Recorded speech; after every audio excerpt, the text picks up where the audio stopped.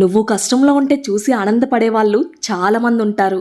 అదే నువ్వు సంతోషంగా ఉంటే చూసి ఏడ్చే వాళ్ళు కూడా బోలెడంతమంది. Welcome to couple goal series. Hello viewers, ఎలా ఉన్నారు? మీరందరూ ఆనందంగా ఆరోగ్యంగా ఉండాలని మనస్ఫూర్తిగా కోరుకుంటూ welcome back to our channel. నేను మీ సంధ్యా రూపేష్.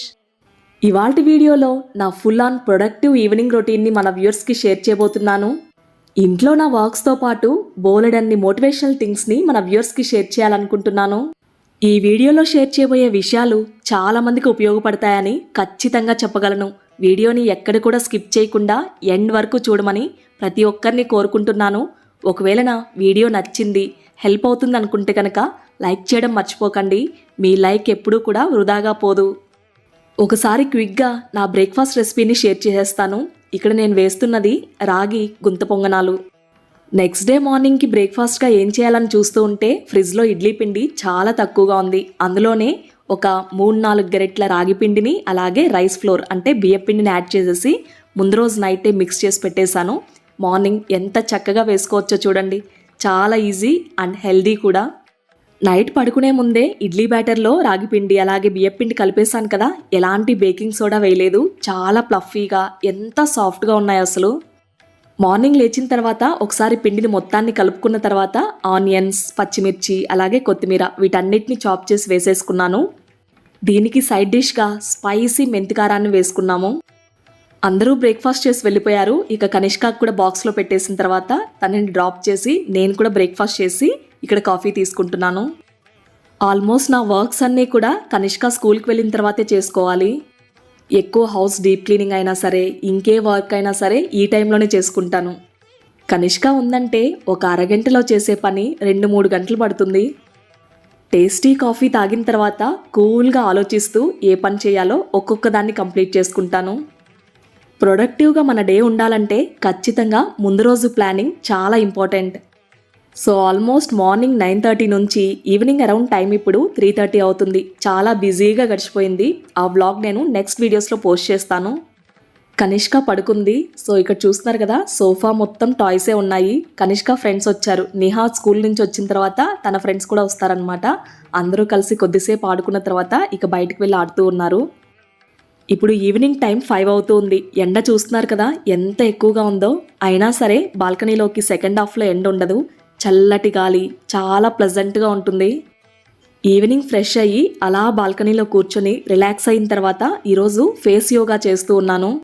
ఫస్ట్ నేను ఇక్కడ చేస్తున్న ఎక్సర్సైజ్ కంఫర్ట్గా సెటిల్ అయిన తర్వాత రిలాక్స్డ్గా మౌత్ ద్వారా మనం ఇన్హేల్ చేసుకోవాలి ఎయిర్ని. ఇలా 2 ఫింగర్స్తో లాక్ చేసిన తర్వాత కొద్దిసేపు బ్రెత్ని హోల్డ్ చేసుకోవాలి. సేమ్ ఈ ప్రాసెస్ని ఒక 2 to 3 టైమ్స్ మనం రిపీట్ చేసుకోవచ్చు. ఈ సింపుల్ ఫేస్ యోగా ఎక్సర్సైజెస్ మన ఫేస్ మజిల్స్కి చాలా మంచిది, రిలాక్స్డ్గా అనిపిస్తుంది. ఒక 2 to 3 టైమ్స్ చేసిన తర్వాత ఆ డిఫరెన్స్ మనకే తెలుస్తుంది. చాలా రిలాక్స్డ్గా అనిపిస్తుంది. దీనివలన స్ట్రెస్ లెవెల్స్ కూడా చాలా తగ్గించుకోవచ్చు. దీనివలన ఇంకొక బెనిఫిషియల్ థింగ్ ఏంటో తెలుసా? మన స్కిన్ హెల్తీగా అండ్ ఫేస్లో న్యాచురల్ గ్లోని ప్రమోట్ చేస్తుంది. నేనిక్కడ ఈవినింగ్ నా ఫేస్ యోగా ఎక్సర్సైజెస్ని కంటిన్యూ చేస్తూ మీతో మెయిన్ టాపిక్ని డిస్కస్ చేద్దాం అనుకుంటున్నాను. ఈ కపుల్ గోల్ సిరీస్లో ఫస్ట్ వీడియోని మీరందరూ ఇష్టపడడం నిజంగానే చాలా హ్యాపీగా అనిపించింది. నువ్వు చెప్పిన మాటలు చాలామందికి ఉపయోగపడతాయి సంధ్య, థ్యాంక్స్ ఫర్ షేరింగ్ అని చాలామంది కమెంట్ చేశారు. మీ అందరికి కూడా ఒకసారి స్పెషల్గా థ్యాంక్స్ చెప్పుకుంటున్నాను. అయితే ఆ ప్రీవియస్ వీడియోలో చెప్పాను కదా, పార్ట్నర్స్కి ఒకరిపై ఒకరికి లవ్ అండ్ రెస్పెక్ట్ చాలా మంచి కీ రోల్ని ప్లే చేస్తాయని. ఈ రెండు ఒకరిపై ఒకరికి ఉంటే సరిపోతుందా? మిగిలిన విషయాల సంగతి ఏంటి? ఫ్యామిలీ అంటే వైఫ్ అండ్ హస్బెండ్ మాత్రమే కాదు కదా, చాలా మెంబర్స్ ఇందులో ఇంక్లూడ్ అయి ఉంటారు. ఆ ఫ్యామిలీ మెంబర్స్ మీ మంచి కోసమని హెల్ప్ చేసి సపోర్టివ్గా ఉండేవాళ్ళు ఉంటారు. అలాగే ప్రాబ్లమ్స్ క్రియేట్ చేసి మిమ్మల్ని ఇద్దరిని విడగొట్టే వాళ్ళు కూడా ఉంటారు. ముఖ్యంగా మనం తెలుసుకోవాల్సింది తప్పేది ఒప్పేది, మంచి చెడు రెండూ తెలుసుండాలి. సర్టెన్ ఏజ్ 25 to 30 ఇయర్స్ లోపల చాలా వరకు మెచ్యూరిటీ వచ్చేస్తుంది. అసలు లైఫ్ అంటే ఏంటి, లైఫ్లో మనం ఎలా ఉండాలి, ఇవన్నీ కూడా దాదాపు తెలుసుంటాయి. ఇంకా ఒకటి చెప్పాలంటే ఆ ఏజ్లో ఇన్ఫ్లుయెన్స్ అయ్యే ఛాన్సెస్ కూడా ఎక్కువగా ఉంటాయి. ఇన్ఫ్లుయెన్స్ అవుతున్నారంటే మంచైనా కావచ్చు, చెడైనా కావచ్చు. ఈ సర్టైన్ పీరియడ్లో జాగ్రత్తగా ఉండవలసింది ఫ్రెండ్స్తో మాత్రమే కాదు, ఫ్యామిలీ మెంబర్స్తో కూడా. ఇందాక చెప్పాను కదా, 25 to 30 ఇయర్స్ అని. ఈ ఏజ్లో నువ్వు ఇండిపెండెంట్గా ఎర్న్ చేయడం కూడా స్టార్ట్ చేస్తావు కదా, ఆ టైంలోనే నిన్ను ఇన్ఫ్లుయెన్స్ చేసేవాళ్ళు ఎక్కువగా ఉంటారు. మన ఫ్యామిలీలో ముఖ్యంగా మన పేరెంట్స్ విషయానికి వస్తే అది ఏదైనా సరే మన మంచి కోసమే ఆలోచిస్తారు. కానీ ప్రతి సిచ్యువేషన్ ఇలా ఉండదు. అది ఒక్క పేరెంట్స్ విషయంలోనే కాదు, ఫ్యామిలీ మెంబర్స్ కావచ్చు, ఫ్రెండ్స్ కావచ్చు. ఆ టైంలో వాళ్ళ స్వలాభం కోసమని నిన్ను యూజ్ చేసుకునే ఛాన్సెస్ కూడా ఉంటాయి. ఒక టైంలో ఆ సెల్ఫిష్నెస్ దేనికి దారితీస్తుందో తెలుసా?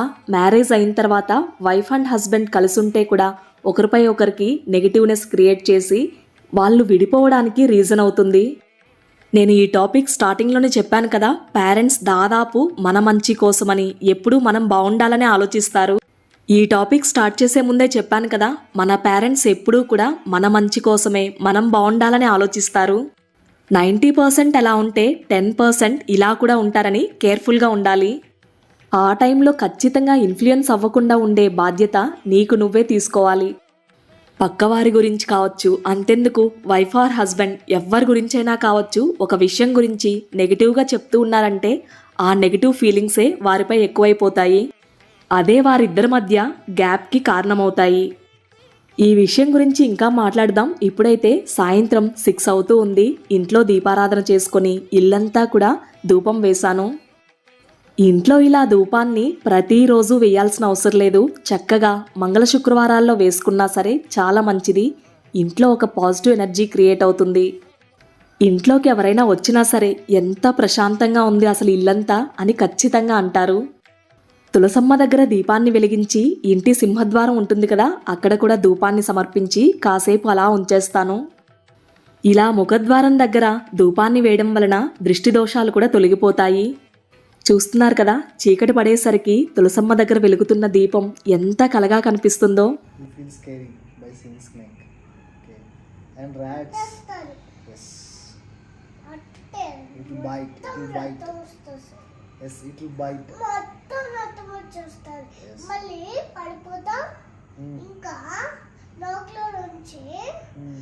Snake you don't like, so because it will bite, correct?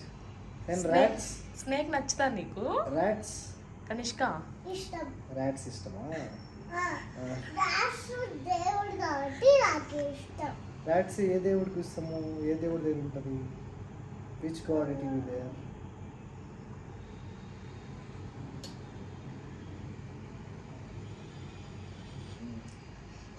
ఇది రాట్కి ఇది రాట్కి తినే దగ్గర యాపిల్ కావాలి, లడ్డు కావాలి, స్వీట్ చాక్లెట్స్. అవునన్నా. So rat teeth are very strong. They will bite anything. Okay. So very strong teeth rat is having. Okay, rat. Then peacock. You know peacock? Dear. Deer already we discussed. You fed grass also, na? Peacock you have seen? నానా rot ఎక్కడ ఉంటుంది తెలుసా? వాళ్ళ house